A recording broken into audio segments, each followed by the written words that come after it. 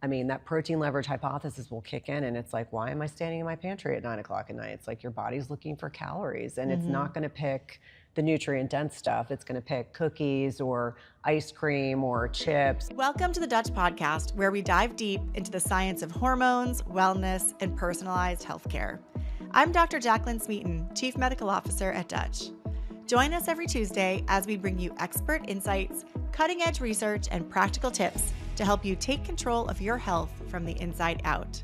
Whether you're a healthcare professional or simply looking to optimize your own well-being, we've got you covered. The contents of this podcast are for educational and informational purposes only. This information is not to be interpreted or mistaken for medical advice. Consult your healthcare provider for medical advice, diagnosis, and treatment.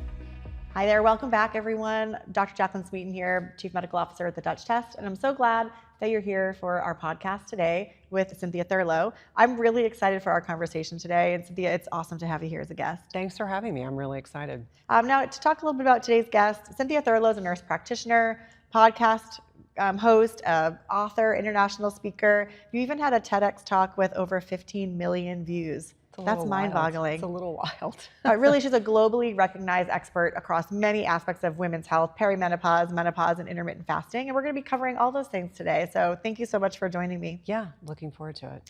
Now, I want to start out today by talking a little bit about ovarian senescence, which is something that you've talked about. And it's really something that there's been a lot of research just recently this year that are really changing the way we look at ovarian health. Let's start by just painting the picture of what ovarian senescence is and what clinicians need to know. Yeah, I mean, what I find so interesting is I never learned about ovarian aging, and that's really what senescence is. It's this aging of our ovaries, which really sets the biological clock for aging in women. And I think what is really fascinating is, to your point, there's been a lot of recent research suggesting, can we postpone menopause? What are the things we can do that will decrease the aging, this aging clock in our ovaries themselves? And so when I'm talking to patients, especially for those that may be in early perimenopause or wondering when they're going to go into menopause, and talking about the particular aspects of these hallmarks of aging in terms of like their mitochondria, and helping them understand that in particular our ovaries, as you know, we are born, let me back up and say, we are born with a finite amount of eggs. So unlike men that are constantly replenishing their sperm every 72 hours, we are born with a finite amount of eggs through the process of, you know, going into puberty and then ovulating perhaps most, if not all months, depending on what your background is. If you're a PCOS, probably not. There's probably a lot of anovulatory cycles. You get to a point where you have less and less eggs. You're ovulating less and less frequently. And this, you know, kind of hallmark of the beginning of perimenopause is this reduction in progesterone. And for a lot of people, that may show up in alterations in their menstrual cycles. They may have more anxiety and depression around their cycles. Some women smooth sail through all of this, but I would say more often than not, that kind of beginning sign of ovarian aging is that alteration in progesterone, changes in the cycle, mood, et cetera. And I think what I find really interesting is the lifestyle aspects that can actually accelerate that clock. So thinking about smoking, trauma, there's a lot coming out around trauma, that adverse childhood events can influence when women go into menopause. And so I find all of these pieces of the puzzle in terms of looking at this particular type of aging and how we can mitigate or perhaps, you know, delay when we go into menopause. Yeah, it's such a fascinating element of women's health that I'm glad we're spending more time on. And it's interesting because I spent my clinical career treating infertility. That's really been my area of specialty. So I was always seeing women with POI or younger women who weren't conceiving but had a lot of hormonal disruption. So the idea of ovarian senescence has been a core part of my practice for a long time, but in the reproductive aged women.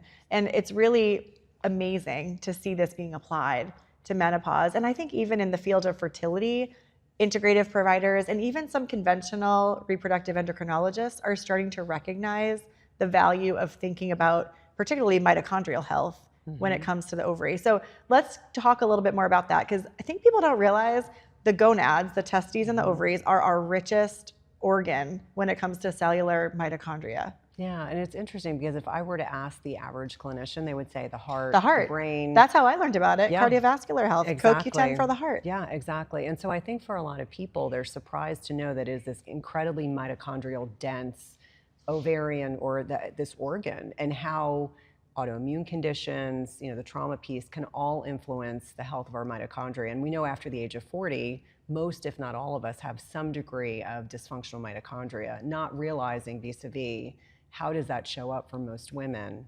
It's the symptoms we experience. And what I find really interesting, and obviously I'm not on TikTok, that's not my preferred platform, but how many young women, you were speaking about this reproductive endocrinology background, how many young women are having POI? And by young, I'm saying 20s. So, and I think a lot of that's endocrine disrupting compounds, which again, damage mitochondria. Yeah. But when you have that from in utero through puberty and as a young woman, it has a huge impact. Yeah. Well, I mean, how many young women I'm seeing, when I say young women, younger than I'm in my 50s, but when I'm talking to women in their 30s that think it's normal to not have a menstrual cycle, it's a huge red flag. I'm like, okay, you actually need to get that worked up. And it's not enough to just put you on the pill and thinking that somehow that's going to rectify or address the root cause of why this is happening. In fact, it almost eliminates your window into how you're doing in a lot of ways.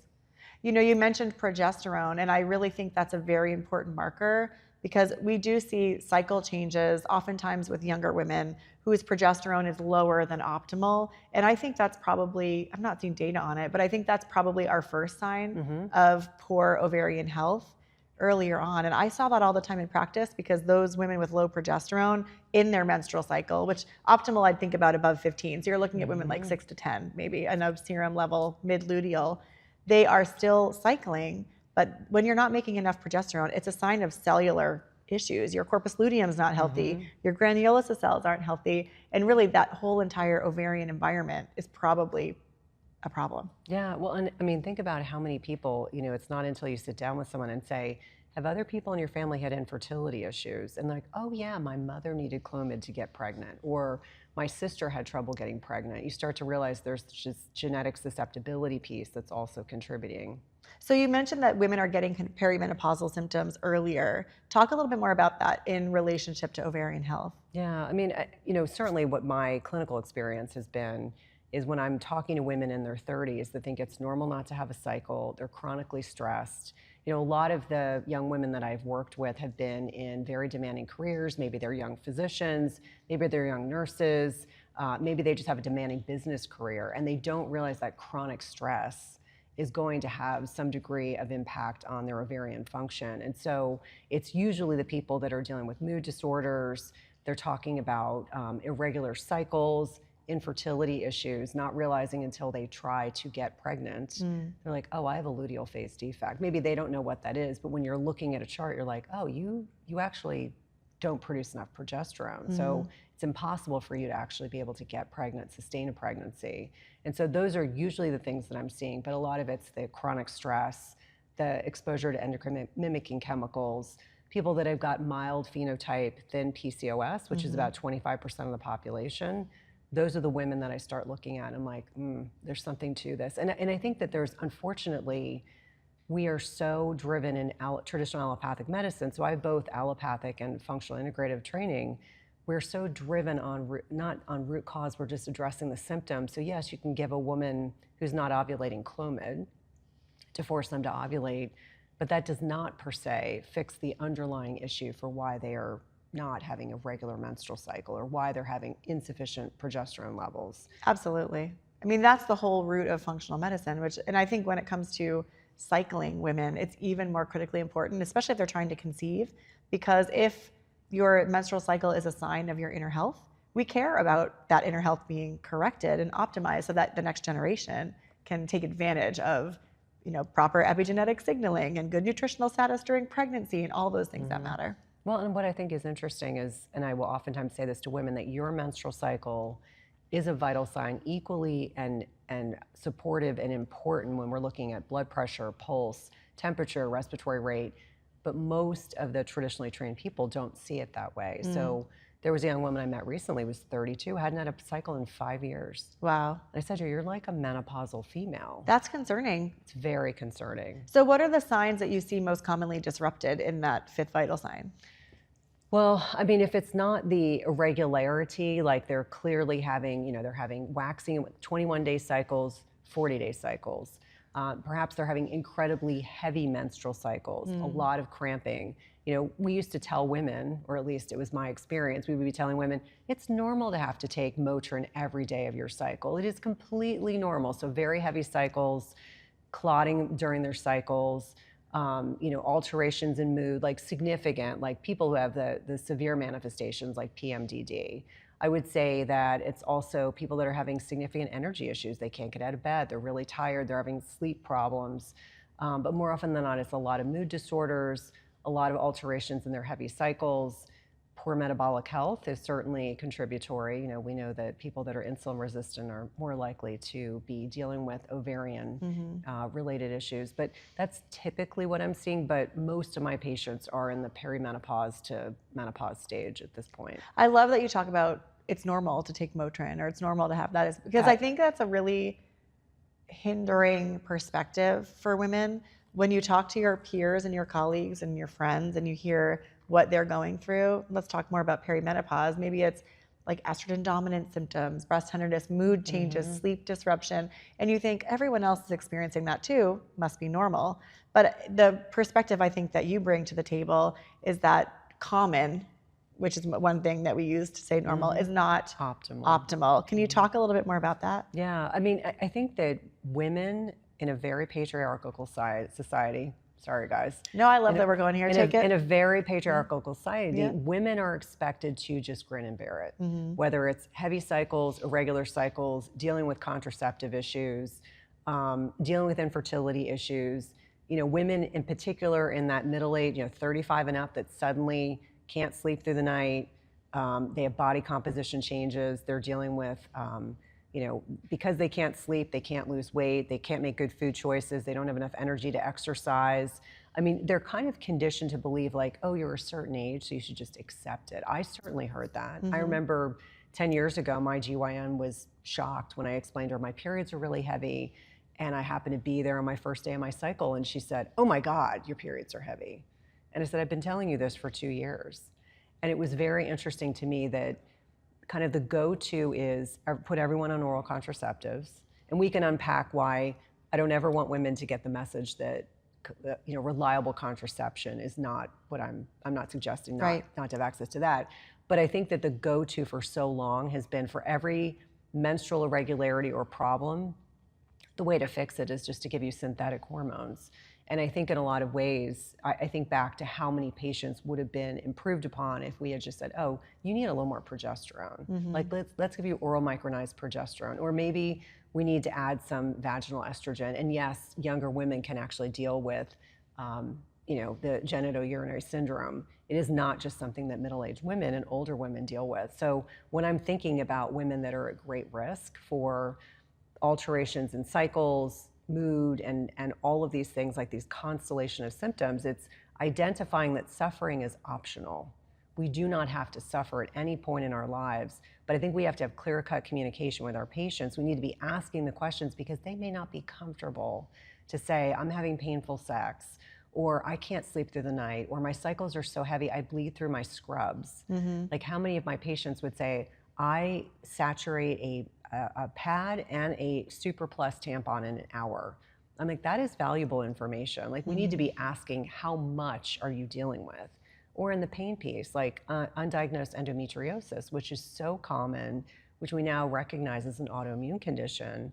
And how many women, I think I read a statistic, like it may take a woman 5-10 different clinicians to finally get diagnosed. Endometriosis is one of the toughest conditions for women to go through with that prolonged length of time to diagnosis. Yeah. And I think it does come from that assumption of pain is normal, right?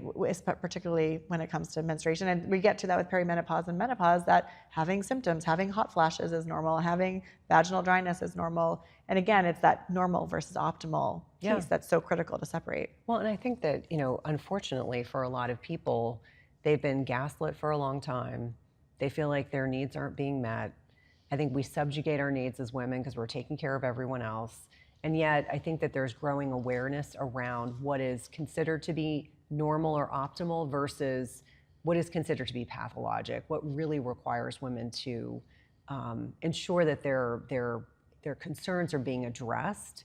Even now, I mean, the thing that I find interesting, I took a certification exam with the North American Menopause Society, and I was shocked that the exam literally was not about hormonal replacement therapy. It was more focused on lifestyle measures and That's great. drugs that address symptoms like hot flashes, which I was shocked. But I said, okay, this is good. More people are taking the exam, more people are treating these patients. I think that is a good thing. But even that exam does not identify necessarily a practitioner that's going to, think thoughtfully about the constellation of options that are available to women, not just a myopic, like, here's 3 options and that's what you get. Yeah. I think that it's tough in the conventional medical model to bring in every aspect of wellness that women really require. And I think perimenopause and menopause serves women in a way that they reconnect with health oftentimes, and it provides this opportunity because it's the time where your knees start to hurt, or you get you injure yourself lifting that you've never injured yourself before, or you're not feeling your best, you get brain fog, your sleep changes, and all the things that you maybe carried for a long time while you raised children or cared for parents or worked a job and climbed the corporate ladder, they're not tolerable anymore. And not that we want anyone to go through that, but it opens a door to reconnecting with practitioners like you, where they can really start to learn about how they can preserve and optimize their health for the next 50 years. We'll be right back with more. If you're already running Dutch tests in your practice or thinking about it, there's never been a better time to become an official Dutch provider. Why? Because we go beyond lab testing.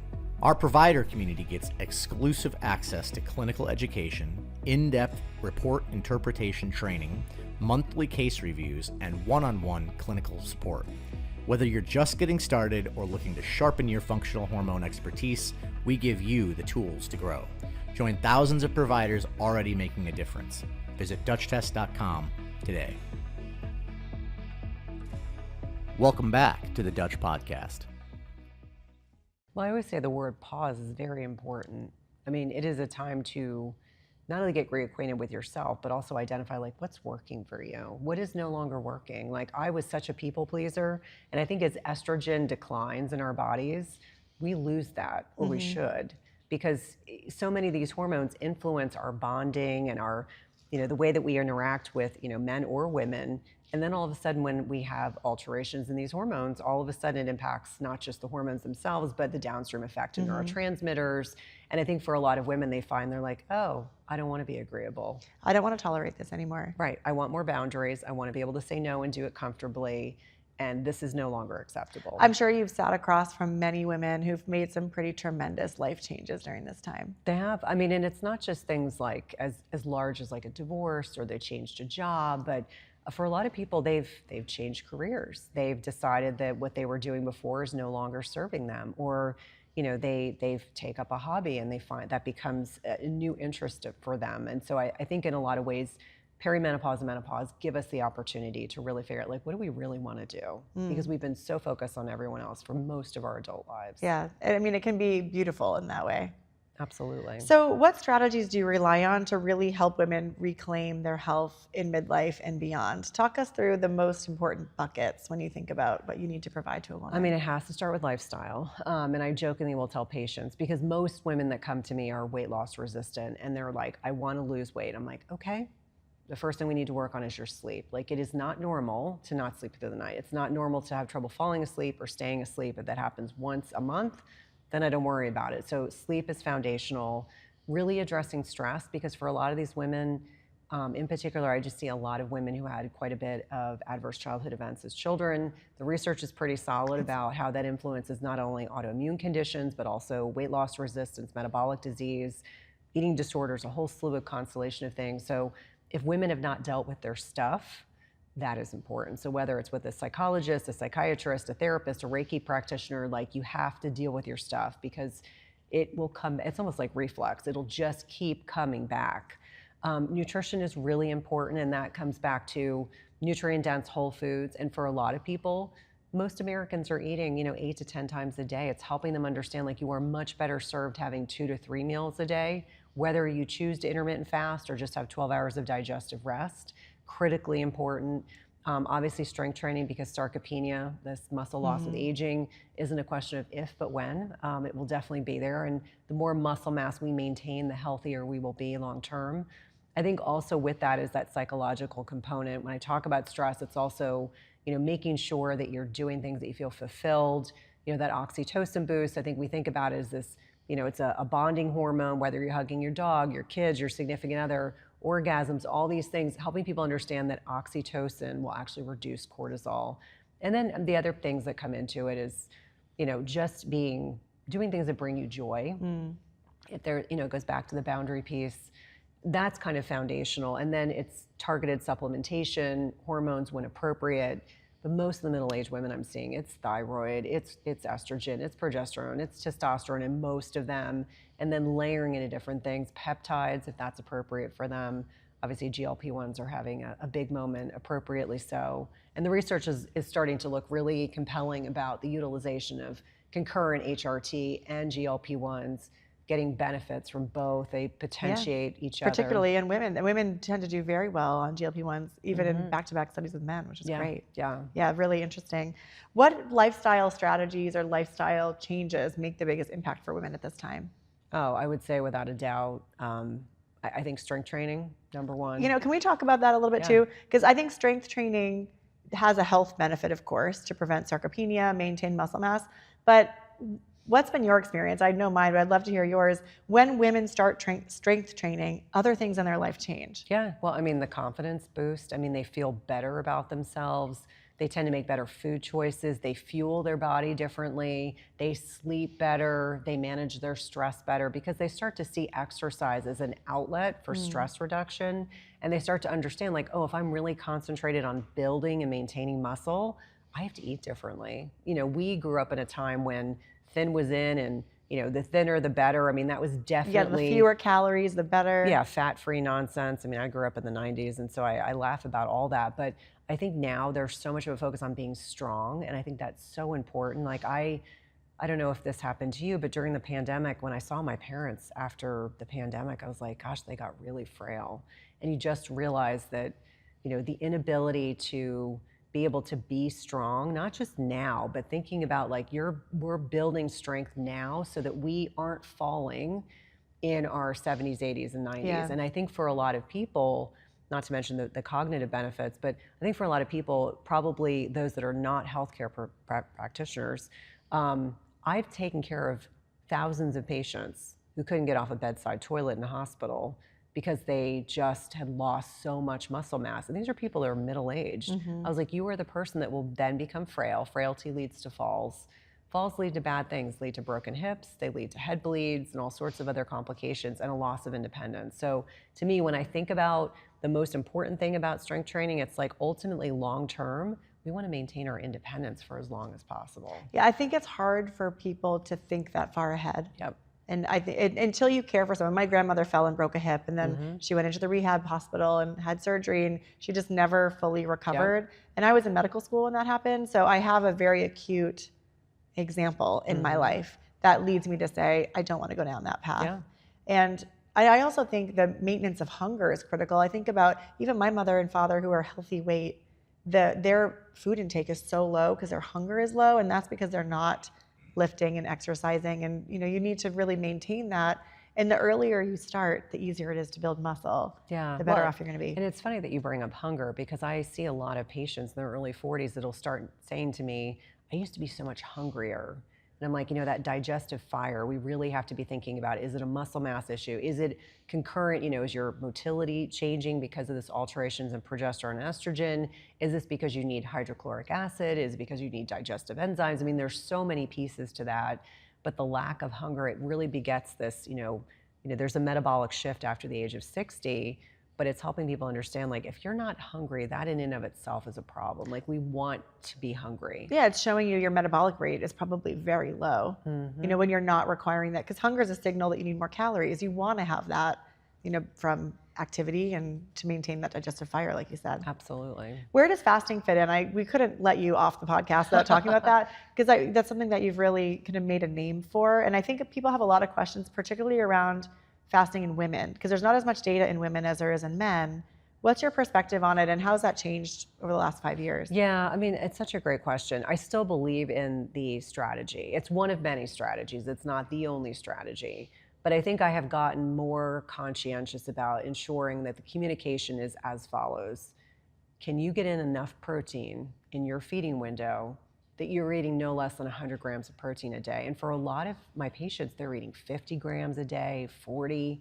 I'm like, this is why you're skinny and you have no muscle mass. So part of my kind of educational process is someone metabolically healthy? If they're not, then intermittent fasting might be a really important tool to help them improve their metabolic health while we're working on other things. What's their age?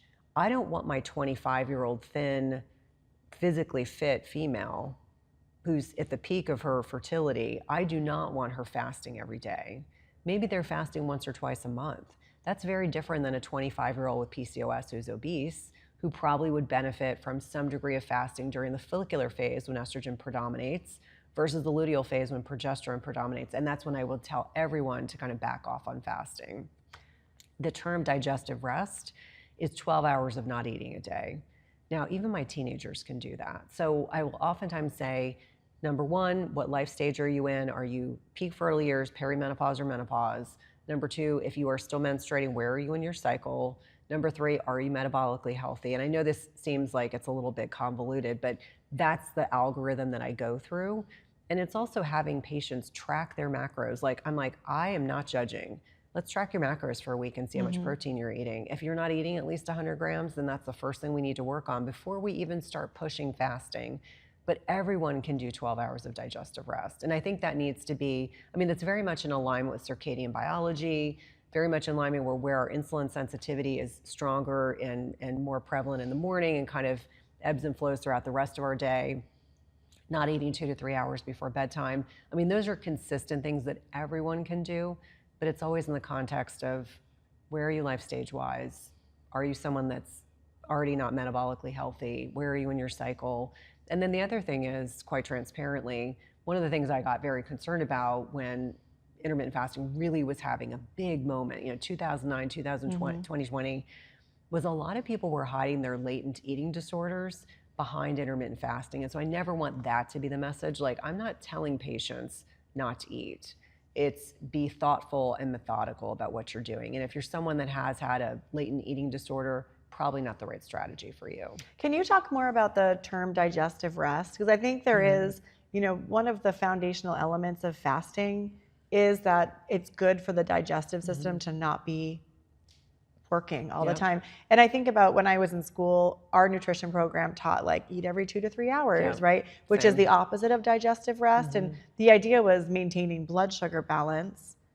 But now we're talking about, okay, well, there's actually some downsides to that if the digestive tract is always working. So the fact that you bring up digestive rest, I think could use some further explanation as to why that's important. Yeah, so there's something called the migrating motor complex, which when we tell patients to eat every 2 to 3 hours, it messes that up. It's almost like a janitor. It's just pushing food forward in the digestive system, but it needs 4 to 5 hours in between meals so that it can do its job. So when I talk about digestive rest, someone is probably still eating at least 2, if not 3 meals in that 12 hours. But it's helping them understand that you actually, when you're not eating as frequently, your body will reflexively utilize stored fat or stored glucose for fueling your body. And in our kind of modern day methodology, most people are eating, 8 to 10 times a day. And so they're never able to access stored fat as a fuel source. And that's a preferred, more efficient, longer duration fuel in our bodies as opposed to just pulling out glycogen. And so I remind patients that we want to be able to use both. We want to be metabolically flexible. But the term digestive rest is really just speaking to giving your body just a 12 hours where you're not eating it. And for a lot of people, that might be 7 o'clock at night till 7 a.m. And it's easier and more sustainable than the white knuckling that I see with a lot of patients that are like, I'm miserable, I'm hangry, I'm cranky. And it's because their body has not gotten to a point where it's able to effectively utilize stored fat as a fuel source. So there's always this kind of nuance to these conversations, but digestive rest is just my coin term because it sounds nicer than just don't eat for 12 hours. And for a lot of people, like, oh, I can do that. That seems like possible. I can get away with doing that and not feeling like I'm white knuckling the entire day. Well, I think the white knuckling, most of the time that people are on like a 16-8 fasting protocol, they stop eating at 8 p.m. and they start at noon. That's what I see most commonly. I've done that. Those morning hours for someone who wakes up hungry and was never, someone who could skip breakfast, they are really challenging. And what I've seen more adopted is that women generally, you want to pull back the fast to start it sooner, like after dinner, because it's really that nighttime eating that tends to be most nutrient poor anyhow.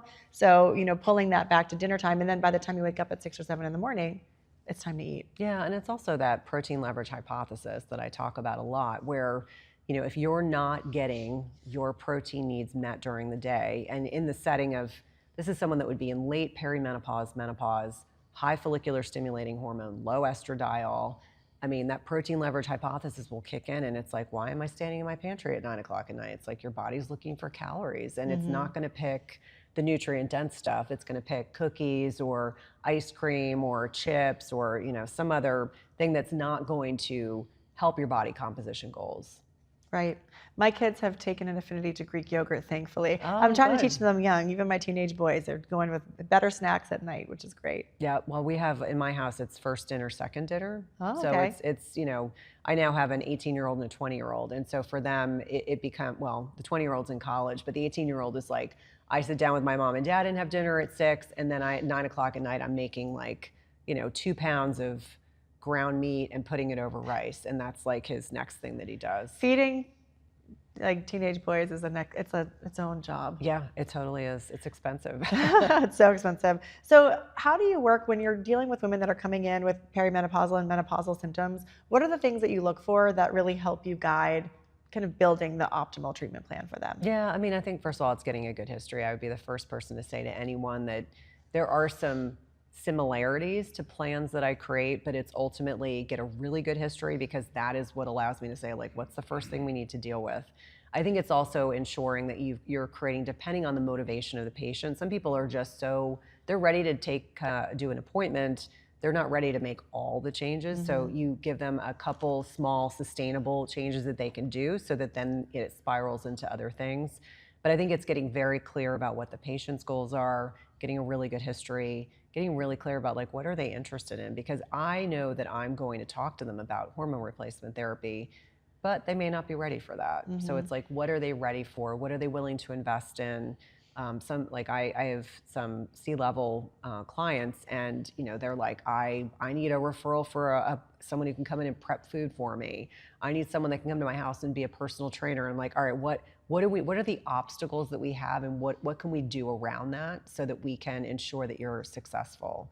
And sometimes it includes having to have a conversation with their partner, because sometimes the partners are sabotaging their desire to get healthier. Or, I think that there's plenty of research around this, that, the people you spend the most time with influence your habits more than anyone else. So I think if you're with a partner that maybe doesn't prioritize sleep or exercising or eating healthy, it makes it harder for you to make those changes. So I would say, let's see if we can get them to buy into some of this for you as well, so that you'll have greater success. Yeah, and maybe be a part of it. But if you're going to get a trainer, they might as well train both of you. Exactly, Yeah. exactly. What about lab testing? Does that come into play for your patients? Yeah, absolutely. I mean, I would say I've always been very metabolically health focused. So I was doing fasting and insulins over 10 years ago when no one was doing that, and they all thought I was crazy. So really dialing in on metabolic health markers. My background prior to doing this for the past 9 years was in clinical cardiology. So I'm someone that's really looking at lipid markers, ApoB, LP(a), looking at Boston Heart. There's a cholesterol balance test, and we know women's lipids change dramatically in perimenopause and menopause. So really figuring out how can we fine tune things, dialing in on hormones and looking appropriately at those. And then I like stool testing. I like the Dutch hormone test. I'm very comprehensive and I'm very open-minded. I've been using more, fatty acid testing to kind of get nuance, because I think that not everyone needs the same things, but I think that there's specific tests that can be really valuable to help me identify where are the priorities. If I think someone is menopausal and probably has high heart disease risk, that's going to be a higher level priority than, sometimes they're like, I want to do the stool study. And I'm like, I understand, but we've got to deal with this first because I need to make sure it's safe to put you on estrogen. It's safe to use these, other modalities. And so, are you metabolizing your estrogen properly? How is that done?